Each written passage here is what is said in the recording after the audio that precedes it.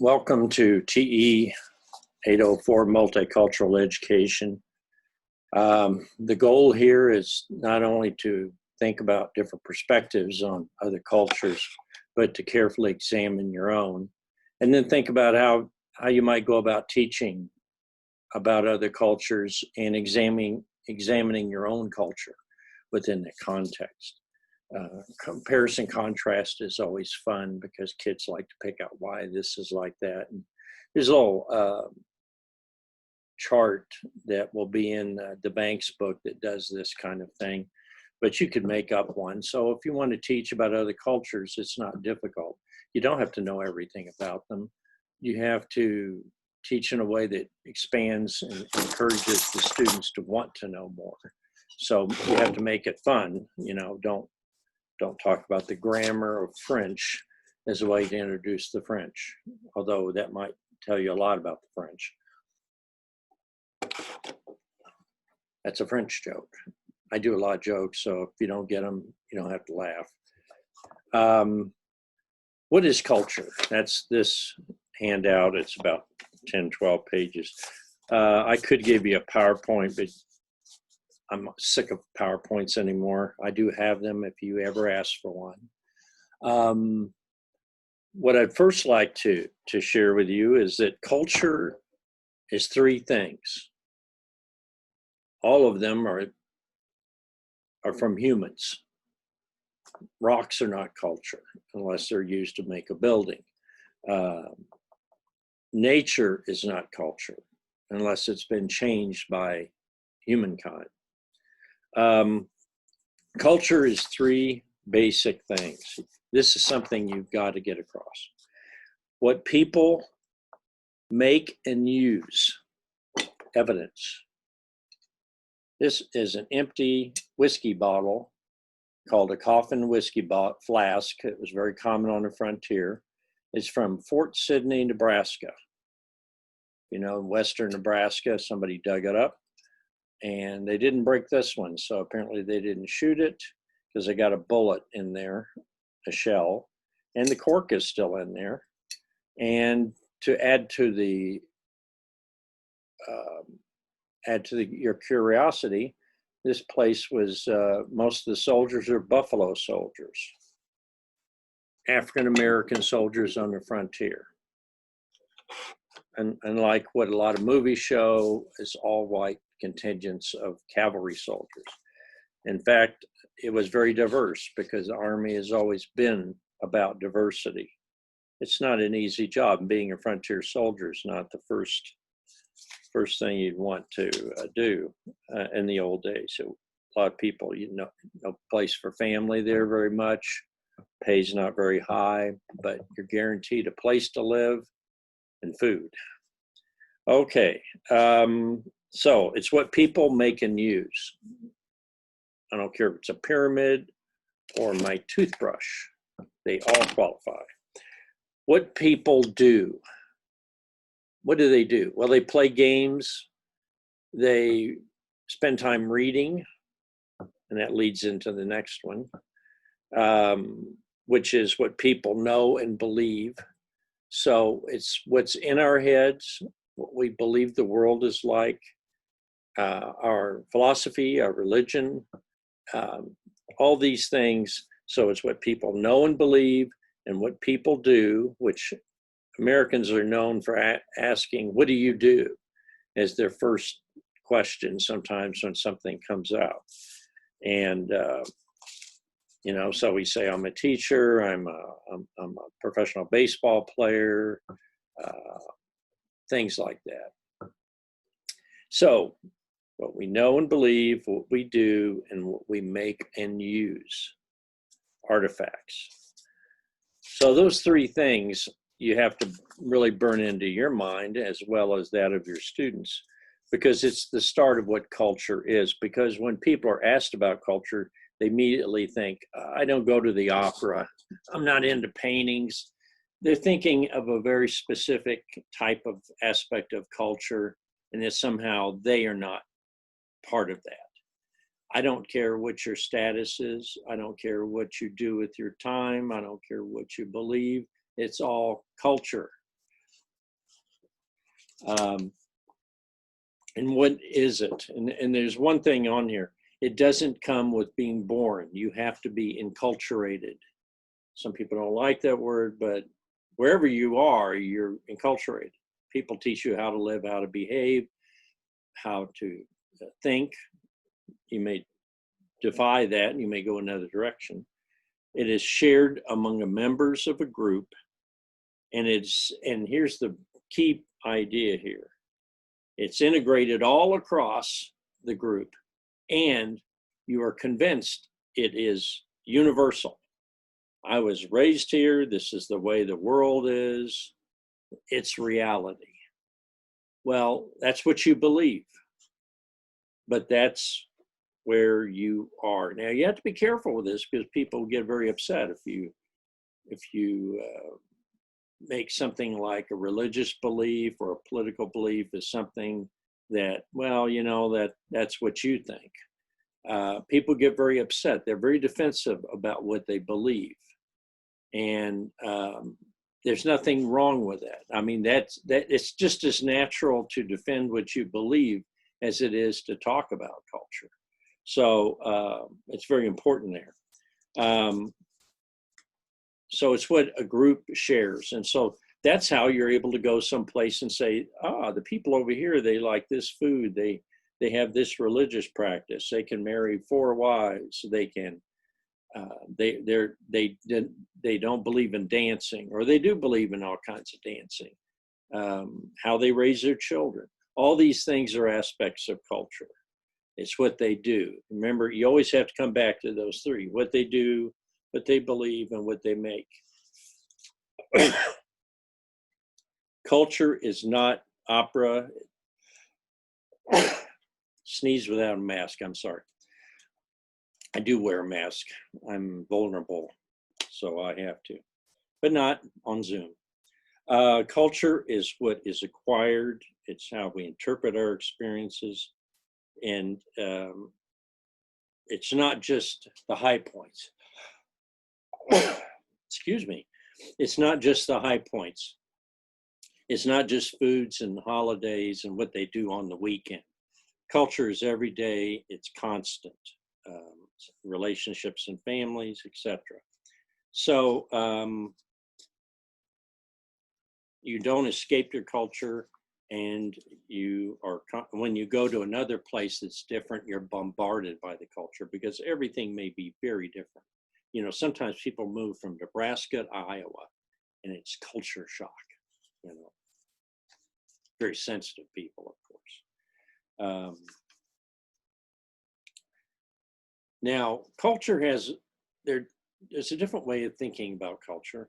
One is it's called subjective culture, and the other is objective culture. Let me do the objective first.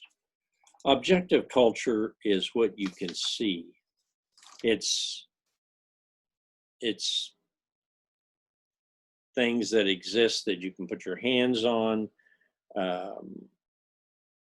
The outer structure of a culture. It's not what's in your head. That's subjective culture. But you can study the outside of a culture. I like baseball, and hopefully they'll get to play. Maybe they'll get to play. But baseball, if you just watched the game and you didn't know anything about it, you wouldn't understand it at all. Objectively, you could see there's an umpire with a mask and a catcher and a guy with a bat and a ball being hit. Something's happening there. And you can observe that. You can observe gloves and people activity. They're throwing the ball and stuff. But what is subjective culture? Subjective culture is the inner game. What is the strategies of baseball? Same thing in football. You may observe football, and I've heard a lot of guys back in the old days from Latin America, they would say, well, I don't understand football. They just run around. It's total chaos. No, it's not chaos, unless it's Oakland Raiders. I think if you look at the outside and then you start observing what's going on, whether it's a church service, whether it's a baseball game, whether it's somebody trying to explain equations. It all looks like chaos to you, but when you understand what they're doing, then you begin to get into the inner or subjective culture. They call that the deep culture also. What does that mean? It's how people think. It's what they're doing. What is the guy on first base thinking? Is he going to steal second? What about the batter? Is he going to bunt? Or is he going to, is he able to bunt? What is the count? I mean, it's very complicated. Football's the same way. If they play a 4-3 or a 3-4, or they play wideouts, all that. I've only been studying football in a very detailed way recently. I love to go to YouTube's and look at football analysis. I think it's very tough and analytical. So people that say football is people just running into people, well, that's not how it is. If it is, you're a losing team.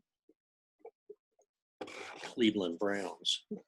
There you go. Okay, so as we look at these two terms, subjective and objective, it's a good way to get your mind and get your kids' mindset that objective culture is what's on the outside, and subjective culture is what's on the inside. It's memories. It's deep memories of the culture. I can go back and talk about baseball players 100 years ago and the way they played the game. And it was a totally different game subjectively, even objectively to some extent, but they still played with basically the same rules, but they did a lot more bunting. They didn't, nobody went up and just tried to slug home runs. First of all, the ball was so soft, they couldn't do it. I mean, took tremendous strength. And if you've ever seen a place called the Polo Grounds in New York, it was torn down in the 60s. It was actually an old polo park where they played horse polo. And the outfield had a huge, deep curve to it. And you had to hit the ball 530 feet to hit it over the fence in center field. Okay. Anybody ever remembers a video of Willie Mays making the catch in center field in 1954? A guy named Wirtz, I think it is, or Irvin, I can't remember which one, hit a tremendous shot to center field. There'd been a home run in any other park in the world, but it was 500 and some feet dead center. Mays just goes on the dead run and catches the ball. And so that's considered one of the greatest catches of all time. So, see, I'm putting my subjective memories into it. So those are culture. You got objective culture versus subjective culture. Some people call it surface culture, what you see, versus deep culture. Another example of that difference, which is very important, it's what people believe is the inner. What do people believe about marriage? What do they believe about dating? What do they believe about politics? What do they believe about medicine, medical practices, healing, prayer, things like that? You can't see that on the surface. And that's where culture is like an iceberg. Only way more than an eighth of it's below the surface. Eighth of it's above the surface. Culture, you see the outside, but the inner may be quite extraordinary. It's like if you ever changed religions or went to a different church or something, or got very serious about it, you realize there's a real different perception about the nature of the world. Now, let me repeat, just for the sake of repetition. What is culture? It's what people make. That's the easiest part to see. Do they make air filters? Do they make arrowheads? Do they make whiskey? Another part of it is what they do, their activities. Are they farmers? Are they doctors? Are they translators? Are they protesters? If there ever was a full time, which could be. Are they, what do they do with their time? Teachers, etc. And then finally, the deep one, what do they believe? How do they see the world? Any historical examples you can imagine? What was the world? If you ever go back and you look at some old videos from the 30s, and they almost have not tourist videos, but I would say they have videos people shot just documenting the life in Nazi Germany when Hitler was in the world. And you see all these little kids running around with swastikas and everything's nice and clean, and it looks so organized. And there were a lot of people that sat around and admired that, when in fact, what was actually happening was horrific. But people only saw the outside, and that's a good example. People see the outside and said, oh, well, everything looks pretty clean. I said, that's because they've been killing the disabled, the mentally challenged, even people with physical disabilities, like lung diseases. They would eliminate them, especially if they were in like care homes or something. They just wiped those out. People no one asked any questions. So what you see on the surface is maybe almost meaningless. Culture is a very deep ocean. Once you plunge into it, thinking that you understand it is very difficult. Now, these are a little bit dated, but I have some U.S. culture in the 90s, and then I have one U.S. culture today. And of course, the one in the 90s or 80s, you still see a lot of what we call whites or European Americans. By the way, in this class, I'm gonna completely destroy the concept of race. So when people talk about races, even on census, it's ridiculous. Everything's based on skin color, and guess what that is? It's the objective, the outside. People think that means something. And so that, unfortunately, we're dealing with it now. But you'll notice the changes from the 90s to today, and that's a pretty short period of time for some of us. You see there are a lot of Arab Americans in the United States. Nobody put Arab Americans, if you go back 50 years, there would be very few. But actually in Michigan, there are many Arab Americans. Native Americans are still here. That's another issue, another very different culture. A culture that's been destroyed and damaged. And I don't feel even qualified to even talk about it because it's upsetting. We also have culture of Asian Americans are becoming a huge group in the United States. Hispanic has gone from just talking about mainly people assume Cubans and Mexicans in the United States, which is a very long period. Now we got all kinds of groups: Puerto Ricans, Central Americans, Latin people from Latin America, Brazilians. They speak Portuguese, but they're included Latin Americans. And then, of course, got African Americans. And then we got European Americans, which is really an interesting group to explore because people just have this monolith idea. And I may mention at some point that historically people did not consider Southern Europeans as Europeans or classified. A lot of people thought that they didn't classify as white, and that was very unfortunate. If you ever watch The Godfather, any of the movies, but especially the first and second one, you'll notice there are people that don't like Italians, and they have some certain derogatory terms they use.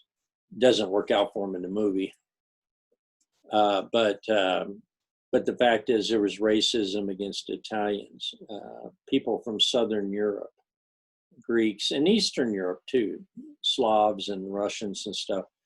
People preferred to have immigration. That's another issue. And they wanted, back in the 1800s, they wanted people from places they were from.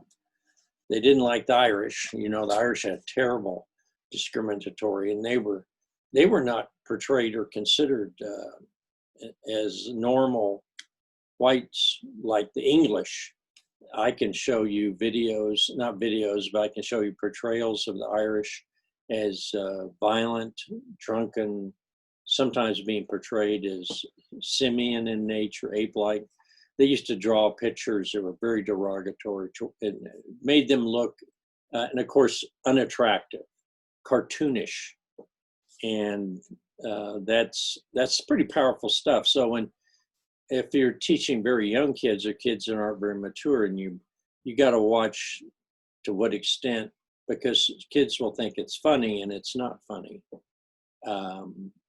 I've got a thing called Ethnic Notions, which is a video that if you go on, I have a website and it's in there. You go to it, you can get this, you can watch this movie for free, but it actually has cartoons, racist cartoons that I saw when I was a kid. Back in the 50s, they still showed these. They were from the 40s and they were horrible caricatures, racist caricatures of African Americans. All kinds of stereotypes. Some are very common even now, and you still see them. But what I like about Ethnic Notions, it goes right back to the early 1800s. I think they start about there. And they show how African Americans are portrayed in many different ways, but always to mock them or to fear them or to, they can't be a part of anything we are. Okay, well, that's my talk about what is culture. Now I know this is a little long, but rather than start up another video, I got what are cultural values. And so we know what culture is, but what are cultural values? First, I start out talking about stereotyping. And I think if you don't know what stereotyping is, you can look it up because you're in a master's class. You should. A stereotype is a false and universally applied belief or thought classifying another group of people in some negative way. If I were to pick Russians now, some people have negative attitude toward Russians. They may tell you, well, the Russians are spying on us, and they're, all Russians. The key is the word all. Don't be fooled. There are people spying on us. There are people who wish us ill, but not all of them. And that's the problem. Now, there is a term called generalization. Generalization is when you start out and you say, well, I've heard the people in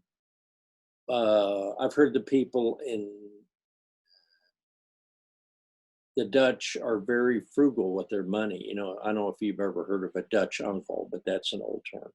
It meant they're very frugal with their money.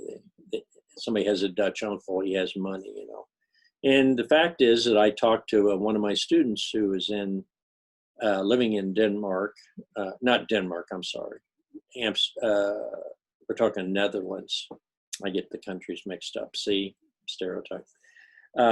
Lives in the Netherlands, which is where the Dutch live. And they said, yeah, they're very, very, very precise about money. Everything has to be accounted for, and they're very direct and upfront about it. Even with your relatives, they'll just tell you how things are. There's none of this, oh, it's okay, you can pay me back later, something like that. No, you owe me that money, and it's now the first of the month. You are obligated to pay it, I wish I did that with my kids,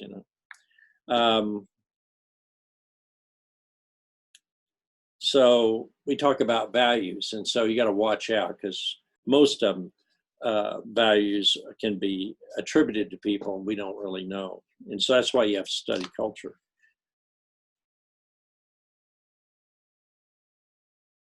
Values are attitudes about what is right or wrong, important, not important, normal, abnormal, etc. And that varies from even town to town, but certainly from culture to culture, country to country.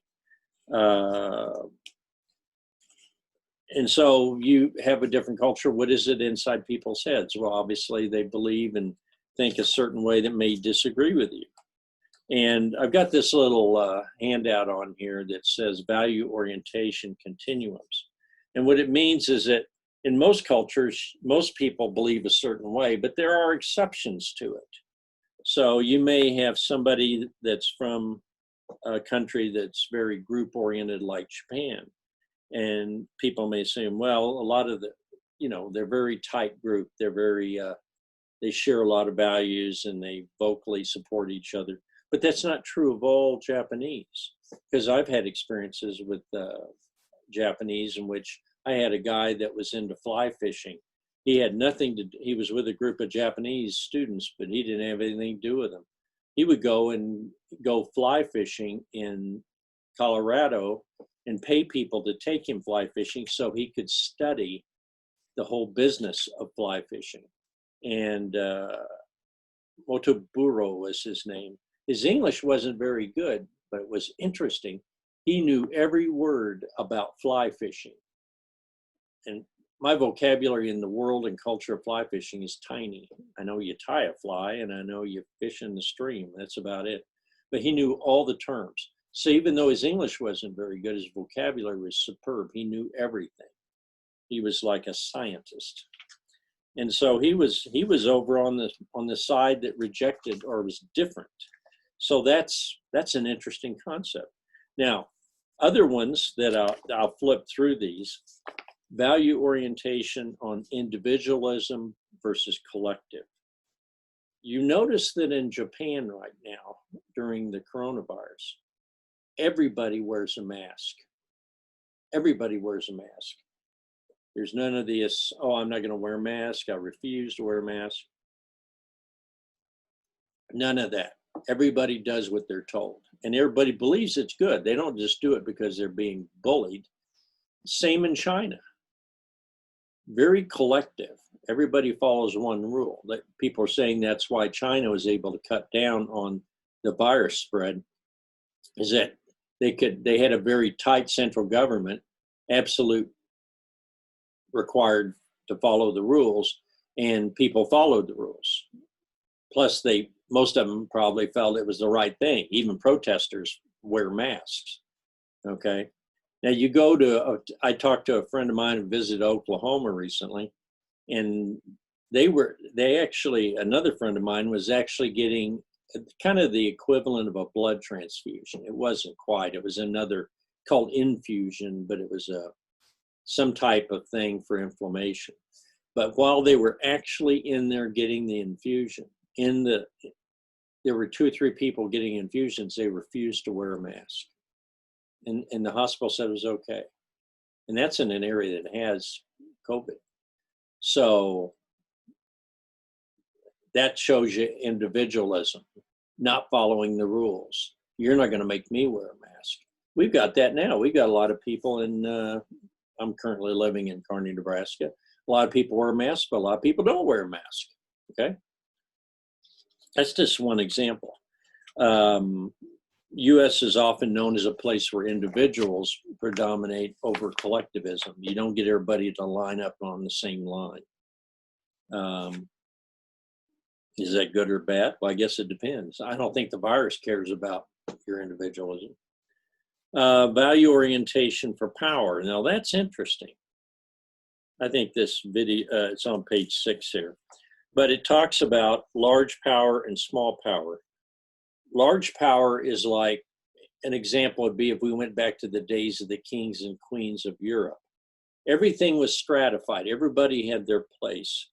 You as an individual were whatever you were, and you were born into that and you stayed there. You didn't become king if you were a peasant. In the United States and other countries, there's small power distance. But this thing's not absolute. The United States may be going through a conflict between obedience to a central authority or obedience to authority and then people protesting against that. And it's not just protesting against with the George Floyd issue. It's when the gun issue, when people said, well, some people, we're going to put rules against having guns, certain types. You got individuals that show up, they have a gun, nobody's doing anything about it. So it shows you that the idea of the central government dictating to anybody is not very appreciated in the United States, no matter who's in charge. That's an interesting thing. Some countries even encourage, you can have a small, large power distance. If you're in a school where the superintendent or a certain teacher, this is the way it is, any resistance will be dealt with, as opposed to a leader or principal that may say, now I encourage you to establish your own rules in your classroom that work for you. It's really interesting, the whole concept. Context, low and high context. Low context is when there are written rules everywhere to explain to everybody what the rules are. In other words, all the information about how to do something or how to live or how to drive your car, etc. Everything's listed, it's in a book, it's on road signs, etc. But a high context society is where you don't see any obvious signs, objective. You don't go and say, oh, you have to do this. No, you have to learn it from people by observation. It's called high context because it means that high context means that the context is, low context means, oh yeah, I can figure this out because look, it tells me what to do, boom, boom, boom. We like low context in the United States. When you go and use a computer and use an app, it's dummied down to make it very obvious that almost anybody could follow it. I still screw it up, but that's just me. High context means that you go someplace, particularly if you went to a small town and there's no rules there about how to behave in a small town. You just think it's like your small town. Then you find out, oh, so-and-so is a big shot in town. Might be good to be friends with him. Or so-and-so is he's always been kind of a troublemaker and people kind of avoid him, but he seems friendly at first. But you don't know that because nobody has any road signs up there. So that when you get into a small area sometimes, and especially in a family, there aren't any rules. There are rules established by the parents, we can assume, but there are no rules that, that what's going to happen. So that's the concept of low context, high context. Japan is very high context. In other words, people go to Japan and they read the rules and then they find out maybe some of the rules don't apply to them. Example, a person was mistreated at their job and wanted to file a grievance. Now this person was not a Japanese citizen. They were from another country, Australia. So they read, and according to the law, they have a right to file complaints. And so they went to a lawyer and they said, well, I was mistreated by this owner who happens to be a Japanese citizen. And I demand, I'm going to take them to court. And the guy said, well, they're not going to take your case. And she said, well, no, but they have laws here. He said, but you're a foreigner. I forget the word for that, Gaijin or something. And he said, it's just not going to happen. But it says it's going to happen, but it's not going to happen. You have no standing. That's called high context. You might think you had standing, but you didn't.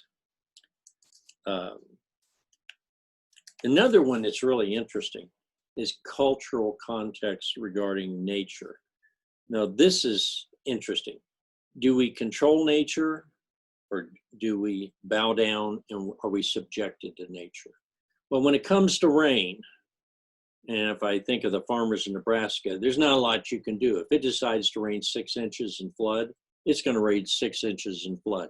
You can't go out and get somebody to take a plane or stop the rain.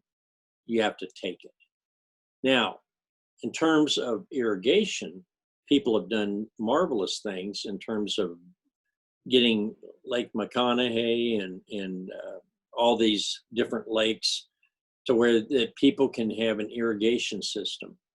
That is mankind or humankind subjugating nature to man's desires as much as they can. But if nature decides to dump 12 inches of rain and ruin your field, there's nothing you can do about it. So it's a constant battle there.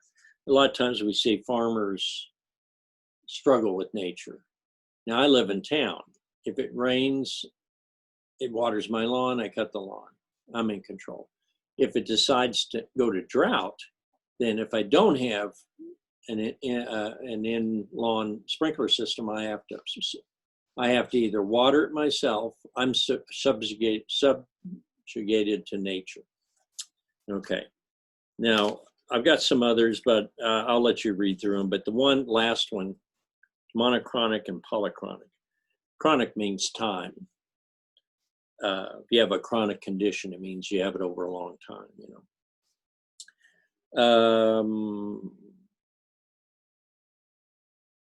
Monochronic, an example would be a society where you have to be exactly on time for your appointment. My daughter works at a local drugstore, and she has to be there right on time. She can't be there 3 minutes early and hit the button to check in.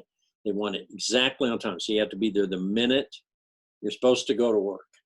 So it's very monochronic. It's absolute. Okay. Polychronic is when the schedule is flexible. That's my schedule. My schedule is that I teach online. I do videos. I can Zoom with you. But I know that you're taking classes in the summer and you're doing other things. You're not just sitting there, even though you may have been kind of locked in your house for a while, but you have your family and stuff. And so I occasionally get people to come up and say, it's a 4-week class, but I'm going to go in 2 weeks to Yellowstone. I said, well, that's going to be kind of a problem because, you know, bears, they don't like internet. Bad joke. Polychronic is often compared to a mother with 3 kids. Or a father, should be a father too, I don't want to be sexist, but you have to meet the needs of children and they don't set on a schedule. First of all, babies don't do their diapers on a schedule. Babies get up in the middle of the night and want to play. My grandson's a 1.5 years old. I got a video or a clip, said, here's Connor up at 3 a.m. playing, you know. If a kid wants to get up and play, you got to get up with them, you know.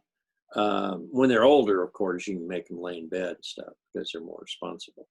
But polychronic is also in cultures. Some cultures, what is important are relationships, not in meeting on exact schedule. You know, people are like that too. I mean, they come in and they say, oh, I'll be here around 3, and then they show up at 4:30. But you're still supposed to be kind of flexible, and it's not a big deal. Now, if it's a dentist, he's not going to accept that. You just show up at 4:30 for a dental appointment, and he said, you missed it. We went on past, you know. So some things are polychronic, some are monochronic. Polychronic kind of is me now because teaching online makes us all polychronic. I mean, nobody's going to sit here. I'm not going to tell you guys, I want you to show up on your computers for a live broadcast at 5 o'clock Central Time, Nebraska.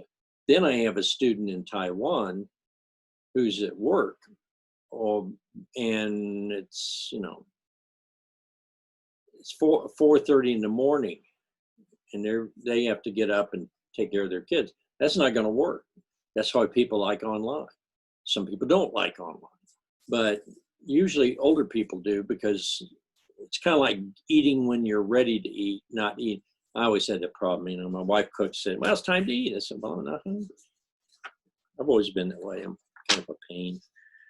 Finally, last one I'm going to talk about, you can read the rest of it, but the value orientation on future and present. Some of us are very focused on the near future. It means the next year, next couple of years. Think about your life. I'm 66 now. I'm going to be 67. And so people, the other day, my wife and I were having an argument. She said, well, if we pay this extra money once we sell the house, we can pay this house off faster. I said, you mean like in 15 years instead of 30? She said, yeah. So I'll be 82. Will I even be in the house then? will I have a celebration? Oh, we paid the house. Oh, it's good. Take me in the nursing home. No, don't. But the question is, what I can take that money and do other things with it. The future be damned. I've got enough money. I'm going to be able to pay the house payments. I'm not going to sit there and pour my money into the house. Well, it'll be paid off. I said, well, why don't we just pay off our funeral expenses right now and get everything set up? Sounds like an exciting plan. You know, how many people want to do that in advance?